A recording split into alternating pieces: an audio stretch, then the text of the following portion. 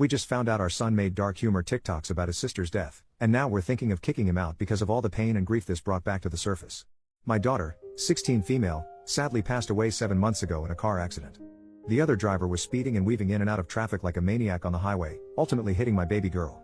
The driver died on impact, but my daughter passed away 6 hours later in the hospital due to her injuries. My wife and I attend individual therapy, as well as marriage counseling.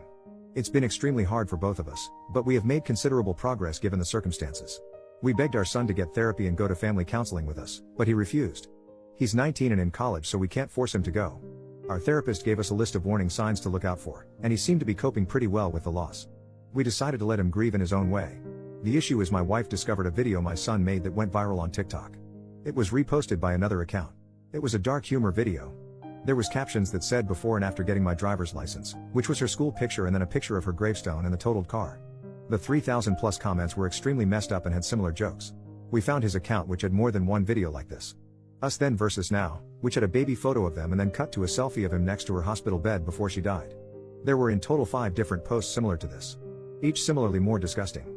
My wife was inconsolable. She had a severe mental breakdown. I had to take her to the ER so she can be sedated and given fluids due to her vomiting and hyperventilating. I confronted my son, who defended himself saying he uses these videos to cope with her death. That dark humor is the way he grieves. I could barely look at him. I told him to pack his things and stay with his grandparents.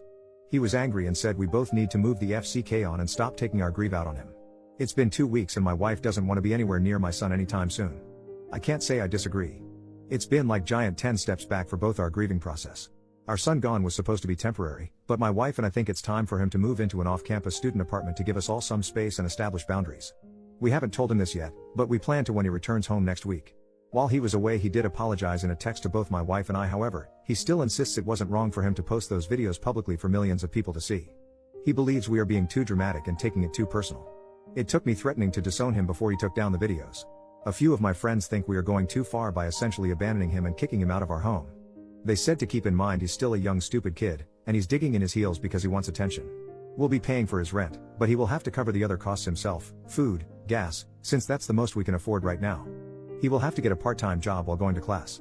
We still love our son, of course, but neither of us can handle this right now for the sake of our marriage and mental health. Honestly, I think I need to put my wife first here, and if that means he needs to leave, then I'll do that for her. Plus he's 19, turning 20 soon, so it's not like he's a child. I just feel sort of guilty still and would like some outside thoughts. Update. Firstly, I'd like to send a sincere thank you to everyone who not only commented, but read my original post. This is a very dark and vulnerable time for my family. We are lost, confused and battling with a grief that has consumed us so entirely it hurts to physically breathe most days. Secondly, my son is a good man, son and brother. He loved and cherished his sister deeply, and I know in my heart that it was never his intention to make light of her death. Nor would he ever intentionally hurt his mother, myself or anyone. It's been an emotionally exhausting and draining last few hours for both my family and I. However, I am happy to provide a bittersweet update for all the wonderful people who took the time to read my original post. You all helped me realize I needed to act now and fast if I were to ever repair our family. I called my son on the phone after reading the comments. I asked him why he posted those videos. He said he was just hurting. We were quiet for a while. His voice broke when he asked if me and his mom still love him. I failed my son. I failed him. What he needed was a father who gave unconditional love, support and protection. He needed his dad. I was too stupid, selfish and angry to see he was hurting more deeply than any of us. We lost our daughter, but he had lost his sister. We needed him to be the strong, mature son for his broken parents. The brave one. The one to shoulder our pain. We took his cry for help as him kicking us while we were down. My wife and I immediately left to go pick him up and bring him home. What I saw was a broken little boy needing his mom and dad. Not the pathological monster that our grief painted him as. He had visible bags under his eyes and lost a lot of weight, and we were too blind to see it. We both profusely apologized and will be showing him how sorry we are for the rest of our lives. We vowed to do right by him.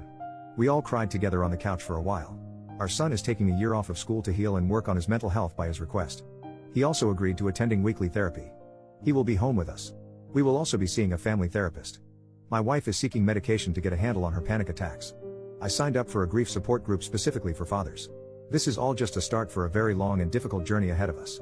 Thank you everyone for giving me a major kick in the ass and a wake-up call. I may have lost a daughter, but I will not be losing my son. Not now or ever again.